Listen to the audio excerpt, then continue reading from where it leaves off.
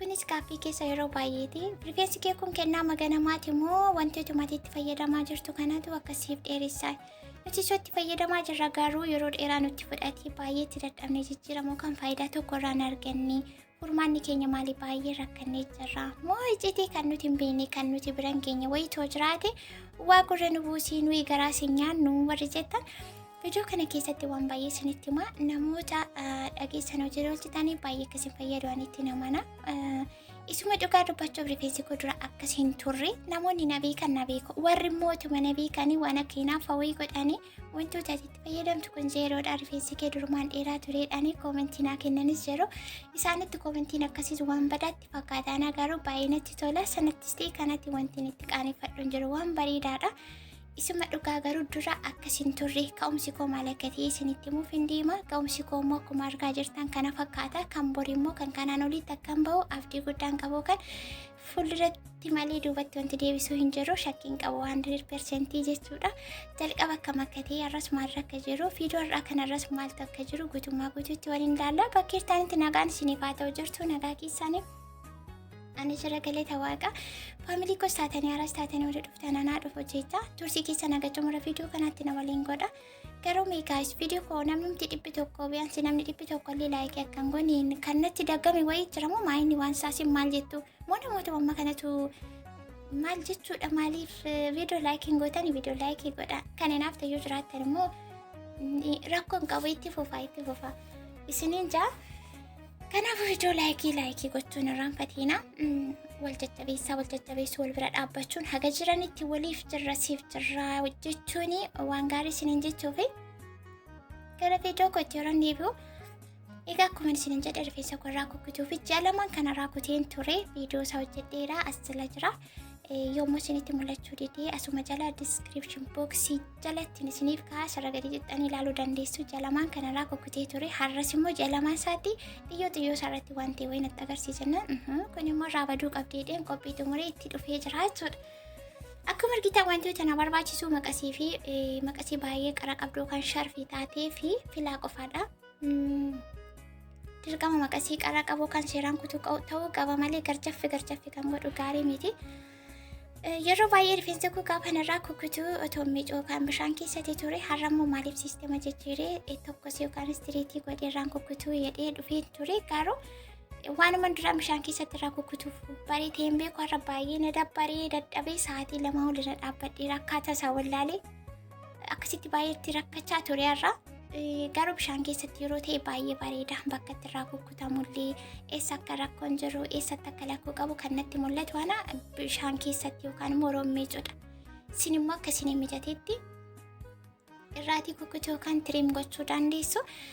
As gubbaarratti wanti isiniin jedhu jiraate guutummaa guutuutti wanta itti fayyadamu kun isiniif taasinis yaada koo wajjin deemaatii kan kootti fayyadamaa jechuu koomiti wanti isinaaf hubachuu qabdanii namooti tokko akkasiin hubata waan hin barbaaduufi isinis immoo wanta isiniif ta'u rifeensa keessaniifis ta'e kama biraatiin kan isiniif ta'u filannoo fi mirga keessaniin itti deemuudhaan itti fayyadamuu dandeessu malee dirqama kan koo qofaatti fayyadama yookaan kana qofaatti fayyadama isiniin jechuu koomiti kana naaf ta'u isiniif ta'uu dhiisuu danda'a kan isiniif ta'u immoo naaf ta'uu dhiisuu danda'a kanaaf akkasitti hubadhaa isiniin ja'a. Egaa akkuma argisiistan har'a kana xiqqoodha kanan irraa kukkutu kanaan dura garuu baay'ee irraa kukkutaan ture jechuudha maaliif faayidaa isaa waan hin argeef gara ka'umsa kootti siruun isinii deebi'u jalqaba akkuma isiniin jedhe gara biyya namaa kana gaafan dhufu akkuma nama kamii chaalenjii baay'eetu nama mudata wanti hunduu akka yaadaniif akka dhaga'amee dhufame gaafa ta'uu didoo asitti argachuuttis ta'e dhaabattee waan baay'ee chaalenjii baay'eetu ture haa ta'u malee karaa rifeensaan immoo qibaatii illee dhabuudhaan ani baay'ee rakkachaan ture akkasuma rifeensa keenya gaafa miiccannu bishaan isaanii ashaboo qaba bishaan ashaboo qabu immoo rifeensa irratti hagam akka dhiibbaa qabu akkamitti akka goggogsu akkamittiin akka arraaggafu isinummaa nuuni beektu jechuudha wanti wal sobnu wal shawwanni tokko hin jiru hedduun keessan kunis mudateera ta'uu danda'a. So yeroo sana qibaatiin hin jiru dibanni hin jiru rifeensi bishaan ashaboo qabu miicama itti dhiiseen ture yaani waan hundumayyuu keessaa bahee bakka waa'ee rifeensaatti dhiise sammuun koo fayyaa naaf haa ta'u malee kan rifeensaa rakkoo miteedhee sana keessatti dhiise abdii kuteen ture garuu gaafa gahee yeroon siif dhuftee si gahee jira inni suni gaafa naan jedhu tokko hidhee gaafan jalqabu gara rifeensa kootti gaafan deebi'u kan rifeensi koo eessa hidhee gaafan barbaadutti kaa'u duratti irraan kukkutee jechuudha. Irraa kukkuteen ooyilii roosmerii seera qabeessaaniin itti fayyadamuu jalqabe. Isa booddee ooyilii roosmerii seera qabeessaan itti fayyadamuu jalqabe. Chaalenjii gochuun jalqabe. Pirogiraamii itti baasee sa'aatii kana gochuun qabaa jedhee torbanitti yeroo tokko miicuun jalqabe. Filuu ol kaasuu gadi kaasuu kiiloo isaa ol kaffi gochuun jalqabe. Achumarraan hin ka'ee jechuudha. Achumarraan ka'ee keessattuu irraa kukkutuun kunillee kan jalaan illee xixiqqaatee beebi heeriin maalti wanti hundumtuu bakka babbadee mimmiiliqe sun deebii akka biqiluudhaaf akka wal qixxaatu duubni fuuldurri isaa yabbatee guddinni isaallee saffisaan akka dabaluuf tokko faarratti kan na gargaare yookaan kan na fayyade ana irraa kukkutuu jechuudha. Jalqaba tokko hidhee kan inni isinitti immoo jiraate waan hin beekurraa irraa kukkutuudha. Maaliif irraa kukkuttan taanamee biqilaa tokko lafarratti gaafa argitan biqilaan sun tokko ta'uu argatee bishaan yeroo yoo argatee nyaata isa barbaachisu yeroo yoo argatee baalli isaa kan bifa biraa baasee baalota warra kaan keessa bifa biraa baasee gadi kufe yerootiin irraatii kaasanii qulqulleessan taanaan mukni sun yookaan biqilaan sun firii gaarii kennuu danda'ame tiire rifeensi keenyallee akkasuma jechuudha. Kunuunsa gahaa barbaada inkibikaabee tiriitimentii yeroo gaarii qabaachuu barbaada.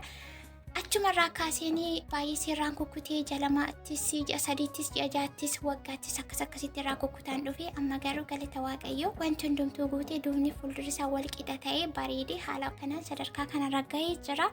Booris immoo kan kanaan olii naaf taa'ee itti jabaachaa jira jechuudha. Isinis kana godhachuuf wanti hundumtuu isin karoora kaayyoo qabaadhaa. Tokkoffaarratti immoo fayyaa qabaadhaa malee kana gochuuf baay'ee salphaadha. Nama ni ilaalina otuma isin ilaaltanii har'an waa meeqan jechinam argi jechuudha. Kanaafuu hin goyyoomiina. Yeroo namni waan itti fayyadamu tokko yookiin namni tokko jijjiiramee argitan ani maaliif hin jijjiiramne kan nama sanaaf ta'e anaaf maaf hin taane kan nama sanaaf ta'e yoo isiniif ta'uu baate immoo kan koo maayinni ree filannoon koo hireen koo maayinni jettanii filannoo hirii keessan carraa kan isiniif ta'u kan keessan eessa akka jiru bakka isaa beeku yeroo isaa eeguutu isinirra jiraata jechuudha. Soga akkuma argaa jirtanii kanarraa keeyanii har'a kana isan kaleessaa qibaatii birrii kootiin illee dhabee waan baay'ee rakkachaa ture har'a mana keessatti illee fiikoo wantoota kiimikaala garaagaraarraa bilisa ta'an itti fayyadamuun jalqabee waa baay'ee qopheessee sun faayidaa akka qabu akka na fayyade akkasumallee ofirraa fi hiriyoota koo warra na beekaniifis warra na hin beekneefis social media kanarratti bahee namni lama sadii sirraa barannee jijjiirama kana arganne sirraa laalli nama naan jedhu ana baay'ee tokko natti tola bakka guddaatti of ilaale yookaan immoo akka ittiin of jaju na taasisaa jechuudha. Isinillee kana gochuuf bakka ani ga'e kana isinitti tola yoo ta'e ga'u wanti isin daangisu tokko hin jiru. Bakka kanaa miti bakka xiqqishuu kanaa miti kan kanaan olii sadarkaa guddaarra ga'uudhaaf isin yaalii goonaan tattaafannaan fedhii qabannaan wanti hin gaamne wanti isin yaadaa malee wanti hin gaamne wanti hin jijjiiramin tokko hin jiru. So ka'umsi koo akkasii ture. Isiniin jechuu fi egaa akkuma argaa jirtanii guyyaarraa kana immoo isaa xiqqeesseen irraan kukkutaa jira. Akkuma isiniin jee maaliif amma wal qixxaatee jira dhumee jira kosiin keessaa yaa'ee xaragee qulqulleesseen jira waan ta'eef egaa isinis immoo warri rifeensi koo baay'ee guddachuu didee hin dheeratu baraanii waggaanii baateenii torbiin achuma jira wanta hin goone tokko hin jiru jettu garuu sun wanti sinirra deddeebitaan itti fayyadamta siniif ta'uu baate taanaan bira darbuu qabdu isa sana ofirraa dhiistanii gara biraatti darbuutanii carraa biraa mokkurachuu yookaan opshinii kan biraatti darbuudhaaf carraan keessan baay'ee bal'aa ture. Inni kan biraan akkaataatti fayyadama keessanii mirkaneeffattanii seeraan itti fayyadamtanii ofitti amantu kanatti wanti inni riseen qabu garuu wantichuma sanatu naaf ta'an jiru kan jettanidha yoo ta'e isa sana dhiistanii bakka sanatti kaat yookaan stop gootanii gara biraatti darbuu filannoo kan biraa barbaadachuu dandeessu. Rakkoo tokko hin qabu jechuudha. Garuu yeroo baay'ee wanti miidhaan irra geessisu jiraate yeroo ammaa kanatti har'aani kana dubbadhe asii kana dhageessa gara miidiyaa nama biraatti darbitu achii sana dhageessu eessa jira akkamittiin argadha ammas gara biraatti darbitan immoo achis waa argite eessatti argadhattanii yeroo tokkotti wanta bakka geessan kana kan argattan illee jirtu yookiin immoo bakkuma dhaqxanii gaafattanii sana fuutanii kan itti fayyadamtan ekonomii keessan irratti fayyummaa keessan irratti rifeensa keessan irratti eenyummaa keessan irratti yeroo keessa wanti irratti inni isin hin miine tokko hin jiru waan akkasirraa of eeggannoo xiniqqaaqee guddaatu isin barbaachisa. ximamoonni madaame jechuudha. Hin gowwoomina, hin shawwadamina. Dogoggora keessan kaleessa irraa baradha. Kaleessa bakka kana dhaabadheen kana fayyadameen kan akkas godheen naa ta'uu dide miti. Har'a maaliif bakka sanatti argamuu qabaree filannoo biraan qabu carraaquu mokkoruu eessa kan biraan kan koo kan ta'e maa'inni jettanii barbaaduu qabdu raaftanii buluun qabdanii jechuudha. Kun akkuma argaa jirtan kana xiqqoo ishee xaafirraa irraa kukkutuudhaan keessa immoo kan ola abati wayiin jiruure isa sana irraa kukkutaa jechuudha. Yeroo sana rifeensi haphatee yabbina barbaadu yabbinni isaa akka dabalu wal qixxaacha maaliif kan biraa fireeshitu jalaatii ol ba'aa deema waan ta'eef waan akkasii baay'ee fayyadaa jechuudha. Kana fakkaataa viidiyoo kanarraa akkasiin baay'ee barattanii akka itti fayyadamtanii akka itti gammaddan illee isumarraa nani shakkiin qabu. Please video like godha. Sinis mudannoo keessanirraa waan qabda waan beektan kan nama barsiisudha yoo ta'e sinis kottaa kireet godha. Jalqaba yaalaa wanta tokko itti yaada. Ijji keessan gamatti ilaaluu qaba. Qaroo fagoo qabaachuu qabdanii keessatti yeroo ammaa kanatti fayyaa qabaattan jenna. Wanta kamuu haa ta'u ofii keessan kireet gootanii jijjiiramu.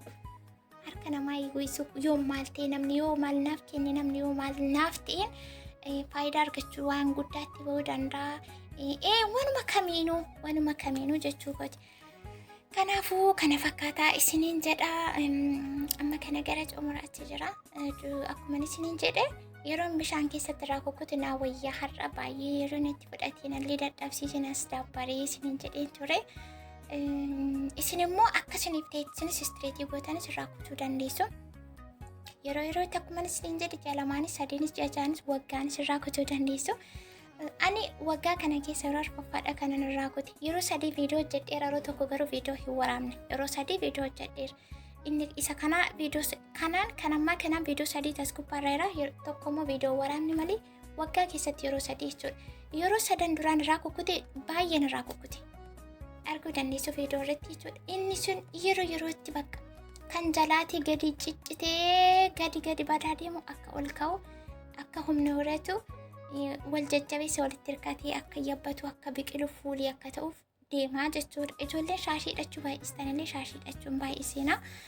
Shaashiin illee rifeensa addarraan ni miidha waan ta'eef yoo shaashii hidhattan ta'e immoo isa akka faffi gootanii akka rifeensa keessan hin miinetti itti fayyadamuu qabdanii seera qabeessan wanti sirreessitan yoo jiraate wantoota garaagaraa akkasitti fayyadamtan seeraan beektanii adda baafachuu qabdanii. Innaa kana isiniin jaa fuuldura kanaan immoo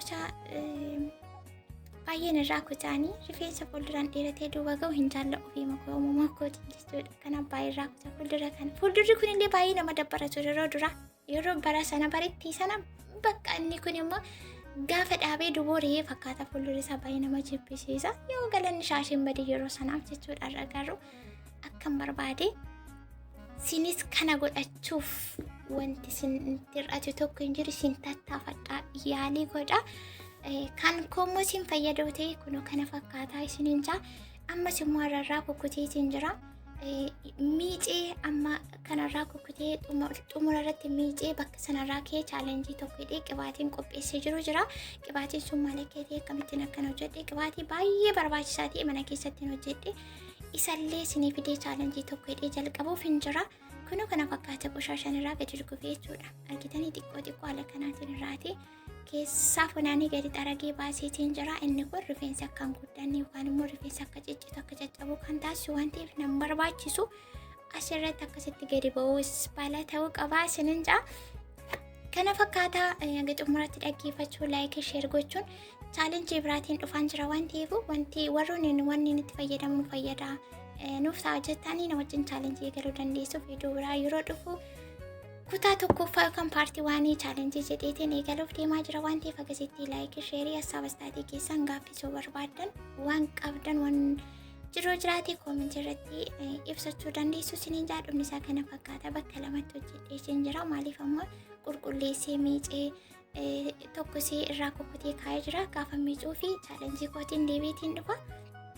Hagammatti waan wajjin turtaniif yaada keessaniif jajjabina keessanii fi sabskraayibii gochaa jirtan viidiyoo koo laayikii gochaa jirtan gaaffiillee deebiillee yaadaan na jajjabeessaa jirtan baay'ee galatoomaa isiniin jaa jaalala isiniif qabagan qabu bakka jirtanitti nagaa fayyaanaaf ta'a qimaamochi kunoo kana fakkaata akkasitti zanaafataa itti jechuu dandeessu jechuudha. Isinis wanti isinirraa hafu tokko hin jiru wanti isinitti irratti tokko hin jiru Baay'ee.